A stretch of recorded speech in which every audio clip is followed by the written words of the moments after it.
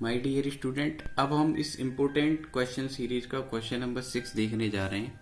और इस important question series के क्वेश्चन नंबर 6 में आपको बोला हुआ है in the given figure O is the center. आपको जो फिगर गिवन है उसमें एक सर्कल गिवन है जिसकी सेंटर ओ है। P Q is the chord, आप देख पा रहे हैं P Q is the chord, P Q chord है इस सर्कल के लिए, और ओ पी और ओ क्यू ये दोनों रेडियस हो जाएंगी, रेडियस ऑफ द सर्कल। इसके बाद उन्होंने बोला है P R the tangent P R at P makes an angle of 50 degree.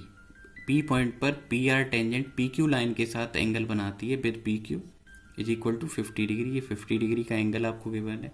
आपसे पूछा जा रहा है आप पी ओ क्यू एंगल की वैल्यू मेंशन करो।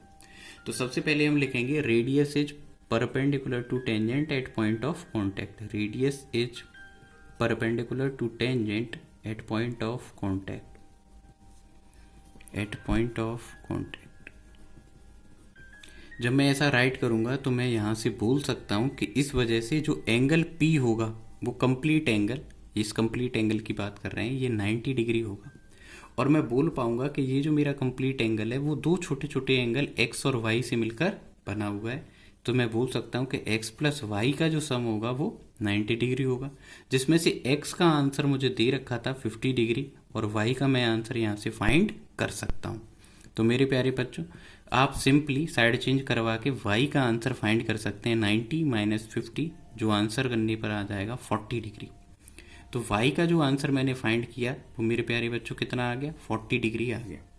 इसके बाद अब मुझे पी ओ क्यू की एंगल बतानी है, मुझे सेंटर पर बनने वाले एंगल ए की वैल्यू बतानी है। तो अब मैं बोलूँगा कि in triangle P O Q, इसमें एक प्रॉपर्टी लग रही है कि इसमें दो साइडें इक्वल हैं।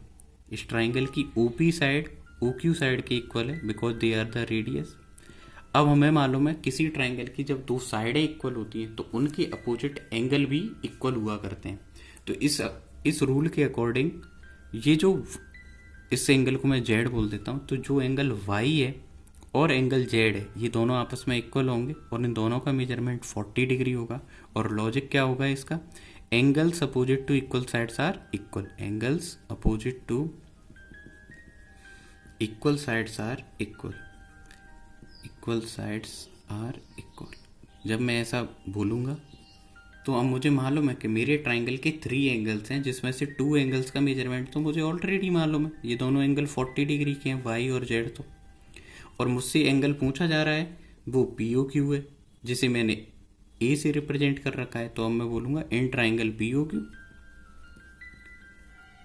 Angle P plus angle O plus angle Q is equal to 180 degree, angle sum property of the triangle. और यहाँ से मैं इजीली पी ओ क्यू इन तीनों में से जिसकी वैल्यू मुझे गिवन है उसको रिप्लेस कर दूंगा। जैसे मुझे पी की वैल्यू गिवन है 40 डिग्री, ए का वैल्यू और ओ का जो एंगल ओ है उसे मैंने ए मेजर कर रखा है, ए अज्यूम कर रखा है तो ए रहने देंगे, और क्यू की वैल्यू 40 डिग्री है और यहाँ से is equal to 180 degree. 40 plus 40 80 हो जाएगा, जिसका मैं साइड चेंज करवा दूंगा तो 180 माइनस 80, तो फाइनली ए का जो आंसर आ जाएगा वो 100 डिग्री आ जाएगा। और इस तरीके से इस बोर्ड में आए हुए प्रीवियस, ये जो क्वेश्चन मैं आपको करवा रहा हूँ ये प्रीवियस ईयर्स में आए हुए क्वेश्चन हैं।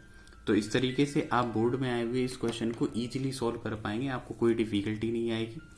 If you have any problem, any doubt, then please comment me in comment section. Thank you for watching question number 6।